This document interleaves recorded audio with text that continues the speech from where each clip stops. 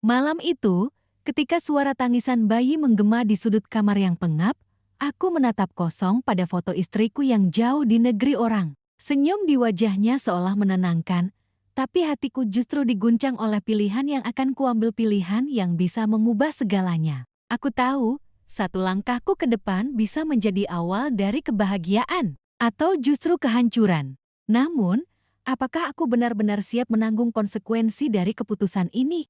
Pagi itu, matahari baru saja menyibak tirai langit dengan sinarnya yang keemasan. Udara masih segar, dingin embun belum sepenuhnya menguap, dan suara ayam jantan masih bersahutan di kejauhan. Di sebuah rumah sederhana yang berdinding semen belum diaci, hidup sepasang suami istri bersama seorang anak kecil yang menjadi pusat dunia mereka. Raka, seorang pria berusia 30-an dengan tubuh tegap hasil kerja keras sebagai buruh bangunan, tengah duduk di kursi kayu yang sudah usang. Wajahnya teduh, tapi sorot matanya lelah. Ia menatap secangkir kopi hitam yang sudah mendingin di meja. Di dalam hatinya, ada gelisah yang tak pernah benar-benar hilang. Di dalam rumah itu pula ada Sari, istrinya. Wanita yang masih terlihat muda dengan wajah lembut, meski garis letih mulai tampak di sudut matanya. Ia seorang ibu sekaligus istri yang begitu setia. Setiap hari, tangannya tak pernah berhenti bekerja. Dari menanak nasi, mencuci pakaian, hingga mengurus anak mereka, Aulia, yang baru berusia 6 tahun. Aulia kecil adalah cahaya dalam kehidupan rumah tangga sederhana itu. Rambutnya dikuncir dua, wajahnya polos penuh tawa. Seakan semua beban orang tuanya tak pernah mampu menghapus senyum mungil di bibirnya. "Ayah, ayo main kejar-kejaran," serunya. Membuat Raka hanya bisa tersenyum lemah sambil mengusap kepala putrinya. Namun, di balik semua canda tawa itu, ada bayangan berat yang terus menghantui keluarga kecil mereka. Ekonomi, kata sederhana yang seringkali menjadi pedang bermata dua bagi setiap rumah tangga. Raka, dengan segala kerja kerasnya, tetap saja tak mampu memberikan kehidupan lebih layak untuk istri dan anaknya. Setiap bulan, penghasilan sebagai buruh bangunan hanya cukup untuk makan, membayar listrik, dan sedikit untuk sekolah Aulia. Bahkan seringkali mereka harus menunggak, menahan malu pada tetangga maupun pemilik warung tempat mereka berhutang. Di dapur yang kecil, Sari menatap tumpukan piring sambil termenung. Air matanya jatuh tanpa ia sadari, bercampur dengan air cucian. Raka tahu, istrinya memendam sesuatu. Ia sering melihat tatapan Sari yang kosong, seakan pikirannya berada jauh di luar sana. "Bang!" Suara Sari lirih suatu malam, setelah Aulia tertidur pulas. Raka menoleh. "Iya, kenapa?" Sari menggenggam tangan suaminya erat-erat, ada getar halus di sana. "Aku udah nggak tega lihat keadaan kita kayak gini terus. Hutang di warung makin numpuk. Aku nggak mau Aulia nanti putus sekolah cuma karena kita nggak sanggup bayar." Raka menarik napas panjang, dadanya terasa sesak. Ia tahu apa yang akan dikatakan Sari, meski ia enggan mendengarnya. "Bang, aku kepikiran mau kerja ke luar negeri." "JTTKW," kata Sari akhirnya, menunduk, takut menatap mata suaminya. Ucapan itu menghantam dada Raka bagaikan batu besar. Ia terdiam lama, seolah kalimat itu baru saja merobek isi hatinya. Seorang suami, mana yang tega melepas istri pergi jauh, menjadi pekerja di negeri orang. Tapi di sisi lain, ia sadar, mungkin inilah satu-satunya jalan. "Sari, kamu serius?" Suara Raka berat, hampir pecah. Sari mengangguk, air matanya jatuh semakin deras. "Aku serius, Bang. Aku nggak tega lagi lihat kamu banting tulang sendirian. Aku pengen bantu, aku pengen Aulia punya masa depan yang lebih baik. Aku kuat kok, Bang. Aku bisa." Hening sejenak menyelimuti ruangan itu. Jam dinding berdetak pelan, terdengar sangat keras di telinga mereka. Raka memejamkan mata, hatinya teriris. Ia ingin menolak, ia ingin berkata tidak. Tapi setiap kali ia ingat wajah polos Aulia, ia tahu bahwa ia harus mengorbankan perasaannya. Akhirnya, dengan suara bergetar, Raka berucap, "Kalau itu memang jalan yang terbaik, aku nggak bisa melarangmu, Sari. Tapi janji, kamu harus jaga diri di sana. Jangan pernah lupa sama aku, sama Aulia." Sari menutup wajahnya dengan telapak tangan, terisak hebat. Malam itu, dua hati yang saling mencintai justru harus sepakat untuk berpisah, bukan karena tidak saling sayang, tapi karena cinta itu sendiri yang memaksa mereka berkorban. Beberapa minggu kemudian, proses pemberangkatan Sari pun berjalan. Hari-hari dipenuhi dengan kesibukan mengurus dokumen, pelatihan singkat, hingga persiapan mental. Olia yang masih kecil belum sepenuhnya mengerti apa yang sedang terjadi. Ia hanya tahu bahwa ibunya akan pergi jauh. "Mama, nanti Olia ikut, ya?" Tanyanya polos, membuat hati Sari hampir hancur. Dengan senyum yang dipaksakan, Sari mengusap pipi anaknya. "Olia nggak bisa ikut, sayang. Olia tinggal sama ayah. Mama kerja sebentar aja. Nanti kalau uangnya sudah cukup, Mama pulang lagi. Kita bisa beli rumah yang bagus, beli baju baru buat Olia." Ya, mata kecil itu berbinar, meski ia belum benar-benar paham. Ia hanya mengangguk, lalu memeluk ibunya erat-erat. Hari keberangkatan pun tiba. Terminal bus penuh dengan tangisan keluarga yang melepas anak saudaranya pergi. Raka berdiri di samping Sari, menggenggam tangannya erat. Olia dipeluk Sari seakan tak mau dilepas. "Bang, jaga Olia baik-baik, ya. Jangan biarkan dia kesepian," pinta Sari, suaranya parau. "Insyaallah, Sari. Kamu juga jaga diri di sana. Aku dan Olia selalu nunggu kamu pulang." Tangis pecah, pelukan terakhir terasa begitu menyesakkan dada. Ketika bus mulai melaju meninggalkan terminal, Raka berdiri kaku sambil menggendong Olia yang menangis keras. Dalam hati ia berbisik, "Ya Allah, kuatkanlah hati istriku di negeri orang, dan kuatkan aku di sini, membesarkan anakku seorang diri." Hari itu menjadi awal perubahan besar dalam hidup mereka. Sari pergi merantau, sementara Raka harus belajar menjadi ayah sekaligus ibu bagi Olia. Sebuah awal perjalanan panjang yang penuh luka, kesepian, dan keputusan besar di masa depan.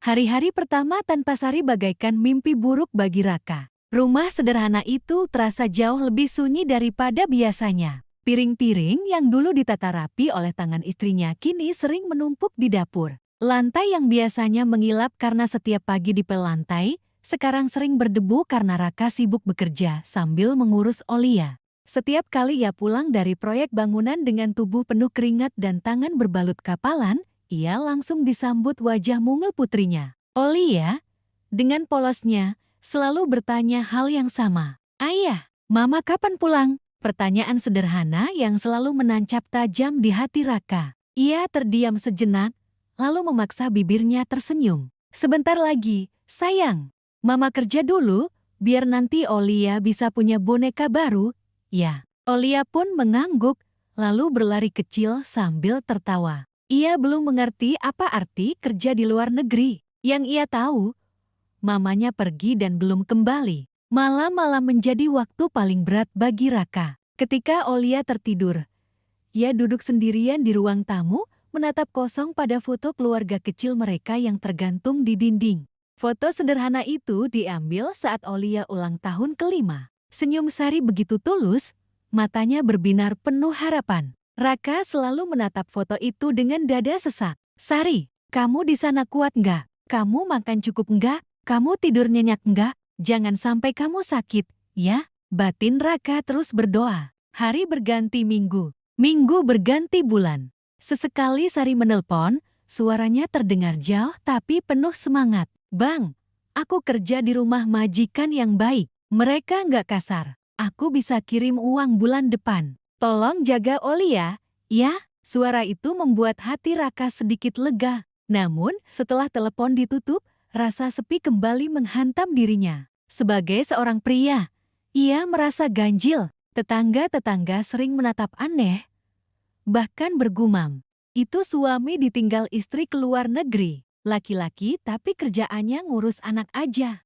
Aduh, kasihan, jati bapak sekaligus ibu. Kuat enggak ya?" Bisikan-bisikan itu sampai ke telinga Raka. Awalnya ia tak peduli, tapi lama-lama menjadi beban batin. Meski begitu, demi Olia, ia bertahan. Pagi-pagi sekali ia bangun, menyiapkan sarapan seadanya, lalu mengantar anaknya sekolah. Setelah itu, ia berangkat bekerja ke proyek. Sore hari, tubuhnya remuk, tapi ia masih harus memasak, mencuci, dan membersihkan rumah. Ya Allah, ternyata berat sekali peran yang ditanggung seorang ibu, ucap Raka lirih suatu malam saat menidurkan Olia. Ia baru benar-benar merasakan bagaimana peran seorang wanita yang selama ini sering ia anggap biasa saja. Hari-hari terus berlalu, sampai suatu sore, hujan deras mengguyur desa mereka. Raka sedang menjemur pakaian, panik karena belum diangkat. Dari kejauhan, seorang wanita berlari menghampirinya, membantu mengambil jemuran. "Bang, ayo cepat diangkat, nanti basah semua," kata wanita itu dengan ramah. Raka menoleh, ternyata itu Rani tetangga rumah sebelah. Rani seorang janda muda berusia sekitar 28 tahun. Suaminya meninggal 2 tahun lalu akibat kecelakaan, meninggalkan ia seorang diri tanpa anak. Wajahnya lembut, matanya sayu, tapi ada senyum yang hangat. Hari itu, kehadiran Rani membawa sedikit kelegaan. Ia membantu Raka menjemur pakaian yang sudah setengah basah, lalu ikut membereskan. "Bang Raka ini terlalu keras kepala. Urusan rumah tangga jangan dipikul semua sendirian, nanti sakit. Saya kan bisa bantu kalau perlu." Raka terdiam, hatinya sedikit terusik. Ia merasa tidak enak dibantu wanita, apalagi tetangganya. Namun, Rani begitu ringan tangan.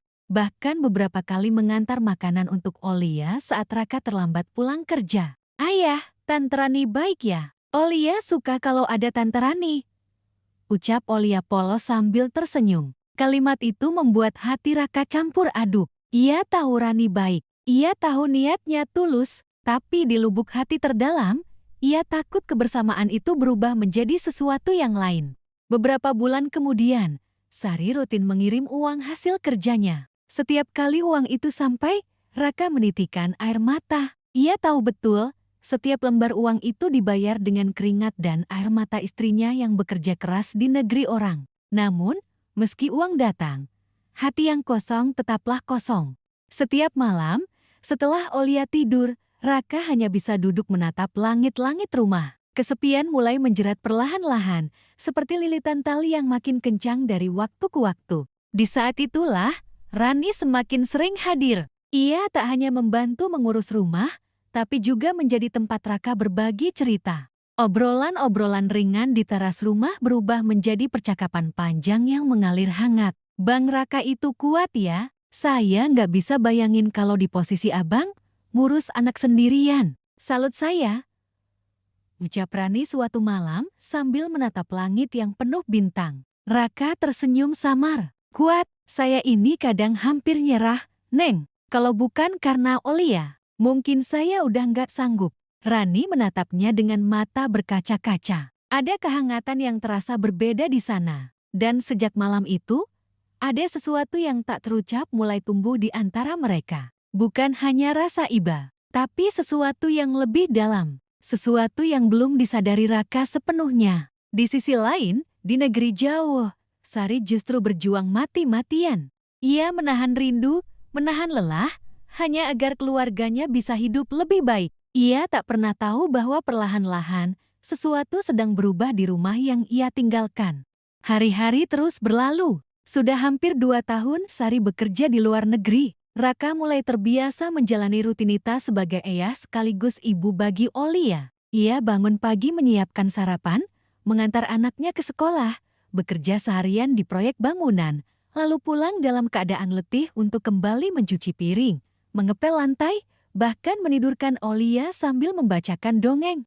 Namun, sekuat apapun ia mencoba, ada kekosongan besar yang tak pernah bisa ia isi. Kekosongan itu bernama kesepian. Sari memang sering menelepon, setidaknya seminggu sekali, menanyakan kabar Olia dan suaminya. Tapi suara lewat telepon tak pernah bisa menggantikan pelukan hangat, senyum lembut, atau kehadiran nyata seorang istri di rumah. "Bang, bulan depan aku bisa kirim lebih banyak, insya Allah cukup buat bayar tunggakan sekolah Olia. Aku juga lagi nabung, biar kita bisa bangun rumah lebih bagus." Suara Sari terdengar penuh semangat dari ujung telepon. Raka tersenyum, meski hatinya perih. "Iya, Sari, kamu jangan terlalu capek ya. Di sini aku sama Olia sehat kok. Kamu tenang aja. Aku kangen banget sama kalian berdua." Suara Sari melemah, hampir menangis. Raka menutup matanya, menahan air mata yang hampir jatuh. Aku juga, Sari. Tapi demi masa depan Olia, kita harus kuat. Telepon pun berakhir. Malam itu, Raka duduk di teras sendirian. Hatinya hampa. Kata-kata Sari memang penuh harapan, tapi justru semakin menekan dadanya. Ia tahu Sari berjuang, tapi apakah ia sendiri sanggup menanggung sepi ini lebih lama? Seolah menjawab kegelisahannya, kehadiran Rani semakin sering mewarnai hari-harinya. Rani bukan hanya tetangga, ia sudah seperti keluarga. Ia sering mengantar makanan, menemaninya berbincang, bahkan kadang membantu Olia belajar. Hubungan mereka terasa alami, seperti dua jiwa kesepian yang saling menemukan tempat bersandar. Suatu sore, ketika hujan deras turun, listrik padam. Raka dan Olia duduk di ruang tamu dengan cahaya lilin. Rani mengetuk pintu, membawa segelas teh hangat. Aku takut sendirian. Bang, boleh aku duduk di sini sebentar? Tanya Rani dengan suara pelan. Raka terdiam sejenak, lalu mengangguk. Iya, masuk aja. Suasana hening, hanya suara hujan yang mengguyur atap rumah. Olia sudah tertidur di pangkuan ayahnya. Rani duduk di samping, menatap lilin yang berkelip redup. Bang, suara Rani tiba-tiba terdengar lirih. Abang gak capek? Selama ini berjuang sendirian, ngurus rumah, ngurus Olia. Aku lihat abang hebat sekali, tapi juga kesepian. Ucapan itu menusuk hati Raka. Ia menoleh, menatap wajah Rani yang diterangi cahaya lilin. Ada ketulusan di sana, ada perhatian yang hangat. Sesuatu yang selama ini hilang dari hidupnya sejak Sari pergi. Kadang, aku ngerasa nggak sanggup. Neng, aku cuma manusia biasa. Aku juga butuh teman ngobrol, butuh ditemani. Jawab Raka jujur, suaranya bergetar. Rani menunduk, lalu berkata lirih, kalau abang butuh, aku ada di sini. Detik itu, Raka terdiam. Hatinya bergejolak hebat. Di satu sisi, ia tahu Sari berjuang keras di luar negeri demi keluarga. Tapi di sisi lain, ada Rani yang dengan tulus hadir di saat ia benar-benar membutuhkan. Hari-hari berikutnya, hubungan mereka semakin dekat. Rani sering ikut menemani Raka belanja ke pasar, membantu memasak, bahkan kadang mengantar Olia ke sekolah. Para tetangga mulai berbisik-bisik lebih keras. Itu Bang Raka kayaknya dekat sama Bu Rani, ya. Istrinya kan masih kerja di luar negeri. Nggak enak dilihat. Kalau sering bareng-bareng gitu, bisikan itu sampai juga ke telinga Raka. Awalnya ia menahan diri, mencoba menjaga jarak dengan Rani. Tapi semakin ia menghindar, semakin terasa ada kekosongan besar ketika Rani tidak hadir. Suatu malam, setelah mengantar Olia tidur, Raka duduk di depan rumah. Rani datang membawa kue kecil. Mereka berbincang lama. Di ujung percakapan, Rani berkata, Bang, aku tahu aku cuma janda yang gak punya siapa-siapa. Tapi kalau abang butuh aku siap nemenin abang. Aku siap jadi istri yang baik buat Olia juga. Kata-kata itu membuat Raka gemetar. Hatinya dilanda badai. Sari, istrinya, masih ada. Tapi jauh di negeri orang. Sedangkan di hadapannya kini ada seorang wanita yang nyata, yang tulus, yang siap mengisi kekosongan. Malam itu, Raka gelisah tak bisa tidur. Ia berjalan mondar-mandir, menatap foto keluarga di dinding. Air matanya jatuh tanpa bisa dibendung. Ya Allah, aku salah nggak kalau aku butuh teman hidup di sini? Aku nggak kuat sendirian. Tapi Sari di sana sudah berkorban banyak. Apa aku pengkhianat kalau aku menikah lagi? Hari demi hari, perasaan itu semakin kuat. Tekanan tetangga, bisikan hati, dan kebersamaan dengan Rani seolah mendorongnya ke arah keputusan yang selama ini ia hindari. Akhirnya, dengan hati bergetar, Raka mengajak Rani bicara serius. Neng, aku nggak tahu harus bilang apa. Tapi kalau kamu benar-benar mau nerima aku, nerima Olia, aku siap menikah lagi. Rani menunduk, air matanya jatuh. Aku nggak minta apa-apa. Bang, aku cuma mau nemenin abang, nemenin Olia. Aku ikhlas. Keputusan itu pun diambil. Pernikahan sederhana digelar di hadapan penghulu dan beberapa tetangga. Tanpa pesta meriah, tanpa kabar ke Sari. Semua dilakukan dalam diam, seolah Raka mencoba menutupi luka yang akan lahir di kemudian hari. Hari itu, Raka resmi menjadi suami dari dua wanita. Sari yang jauh berjuang di negeri orang, dan Rani yang hadir nyata di sampingnya. Dan tanpa mereka sadari, keputusan itu akan menjadi awal dari badai besar yang siap menghantam keluarga kecil tersebut.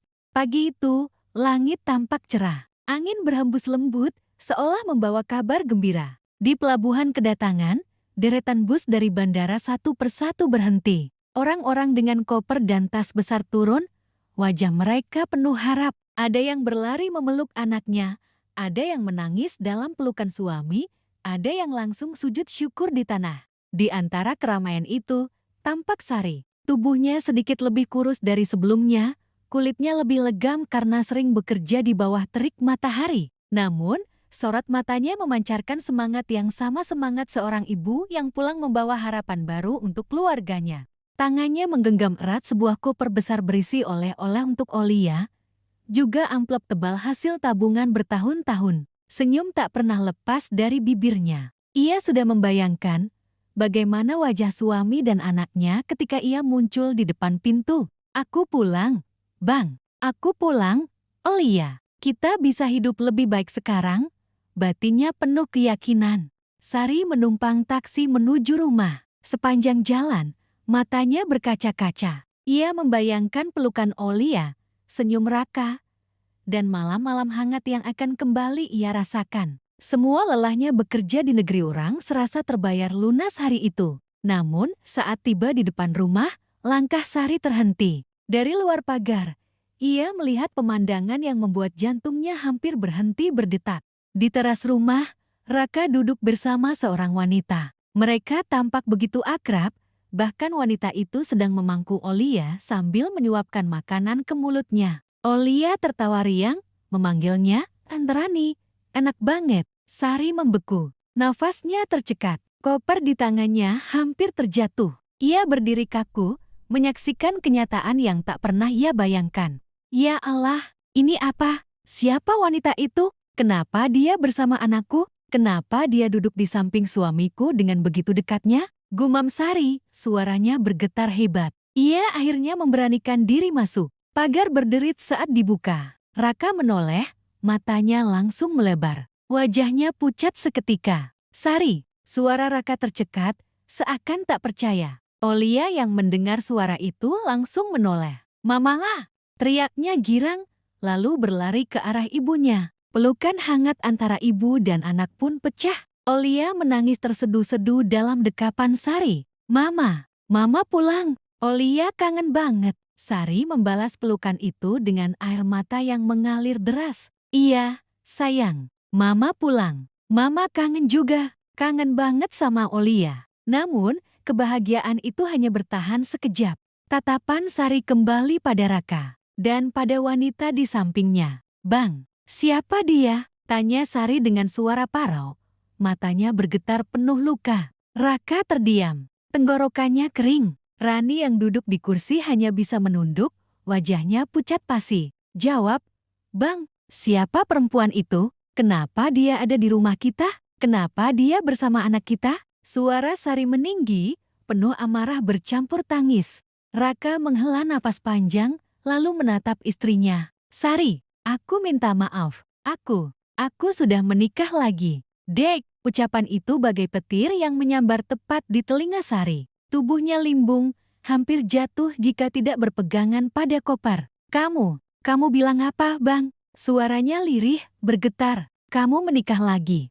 Saat aku kerja mati-matian di luar negeri demi kamu dan anak kita, kamu malah menikah lagi. Air mata Sari mengalir deras, tapi suaranya meninggi penuh luka. Aku kerja siang malam. Aku tahan rindu bertahun-tahun. Aku kirim semua uangku ke sini. Tapi kamu malah tega mengkhianati aku. Raka menunduk, air matanya jatuh. Aku nggak kuat, Sari. Aku kesepian. Aku harus ngurus Olia sendirian. Rani ada di sini, dia selalu bantu aku. Aku manusia biasa, Sari. Aku butuh teman. Sari menjerit histeris, teman macam apa yang sampai kamu nikahi? Kamu pikir aku di sana nggak kesepian? Kamu pikir aku nggak nangis tiap malam? Tapi aku bertahan demi kamu dan anak kita. Olia yang masih kecil menangis, bingung melihat orang tuanya bertengkar. "Ayah, Mama, jangan berantem." Suaranya terbata-bata, membuat suasana semakin memilukan. Rani akhirnya bersuara, suaranya pelan, penuh rasa bersalah. "Mbak Sari, maafkan saya. Saya nggak bermaksud merebut suami Mbak. Saya cuma sayang sama Bang Raka dan Olia. Saya ikhlas kalau Mbak nggak mau terima saya." Sari menoleh tajam. Matanya penuh kemarahan. Kamu hancurin rumah tangga aku. Kamu masuk ke keluarga aku saat aku nggak ada. Apa kamu nggak punya hati? Apa kamu nggak mikir perasaan aku? Tangis pecah. Teriakan dan amarah bercampur menjadi satu. Raka mencoba menenangkan, tapi semakin ia bicara, semakin Sari merasa dikhianati. Hari yang seharusnya menjadi hari paling membahagiakan, berubah menjadi hari paling kelam dalam hidup Sari. Ia pulang dengan mimpi indah namun disambut kenyataan pahit. Suaminya telah mengikat janji dengan wanita lain. Malam itu, rumah mereka berubah menjadi medan perang emosi. Tidak ada senyum, tidak ada tawa. Hanya tangisan, teriakan, dan hening yang menyesakkan dada. Sari akhirnya masuk kamar sambil menyeret koper, mengunci pintu rapat-rapat. Dari dalam terdengar isak tangisnya yang tak kunjung reda. Olia menangis ingin masuk menemui ibunya, tapi pintu tak dibuka. Raka duduk di ruang tamu, wajahnya tertunduk, hatinya remuk. Ia tahu, sejak hari itu, hidup mereka tak akan pernah sama lagi.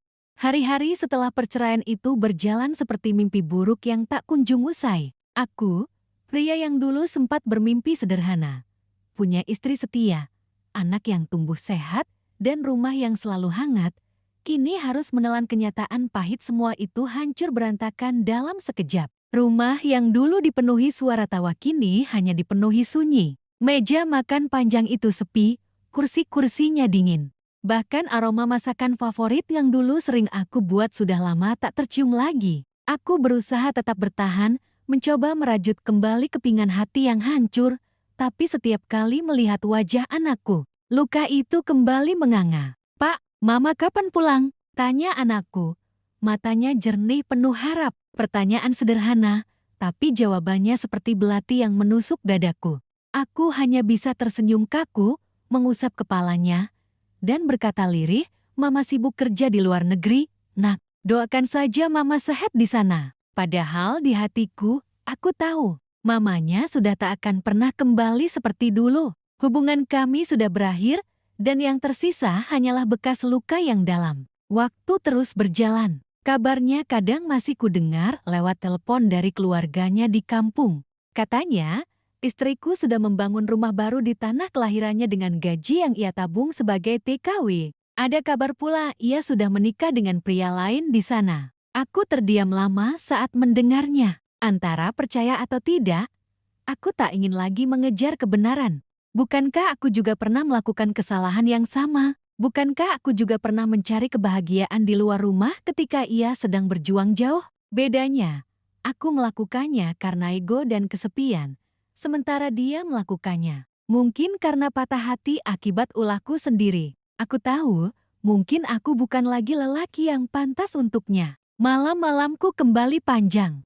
Kadang aku duduk di teras rumah, menatap langit gelap penuh bintang. Aku teringat semua janji yang dulu pernah kami ikrarkan. Teringat wajahnya ketika ia pamit berangkat pertama kali menjadi TKW dengan senyum penuh harapan, dengan pelukan erat pada anak kami, dengan mata yang basah namun penuh tekad. Kini semua itu tinggal kenangan. Aku belajar merelakan. Meski berat, aku harus menerima bahwa jalan hidupku dan dirinya sudah berbeda. Anakku lah satu-satunya alasan aku tetap berdiri sampai sekarang. "Ayah nggak apa-apa, Nak, walaupun Mama jauh, kita tetap punya satu sama lain," bisikku sambil memeluk tubuh kecilnya yang hangat. Namun luka itu tidak benar-benar sembuh. Ia hanya mengendap, menunggu waktu untuk kembali terasa perih. Setiap kali melihat pasangan lain yang masih utuh, hatiku bergetar. Setiap kali mendengar kabar seorang suami setia menunggu istrinya pulang bekerja dari luar negeri, aku merasa bersalah. Karena aku tidak bisa sekuat itu. Aku pernah gagal menjaga keutuhan rumah tangga. Aku pernah egois, pernah mengkhianati, pernah melepaskan tangan yang semestinya selalu kugenggam erat. Sekarang aku hanya bisa belajar dari semua kesalahan itu. Belajar menjadi ayah yang lebih baik. Belajar menjadi manusia yang tahu arti setia. Dan mungkin, di ujung jalan nanti, Tuhan masih menyimpan rencana lain untukku. Tapi satu hal yang pasti, bekas luka dari kehilangan istri karena kesalahan sendiri akan selalu membekas. Ia tidak pernah benar-benar sembuh. Hanya menjadi pengingat bahwa cinta tanpa kesetiaan tak akan pernah bertahan. Sampai hari ini, setiap kali anakku bertanya, "Ayah, Mama masih sayang kita, kan?" Aku hanya bisa mengangguk pelan, meski hatiku hancur. Sebab aku tahu, cinta memang masih ada, tapi kami sudah tidak bisa lagi bersama.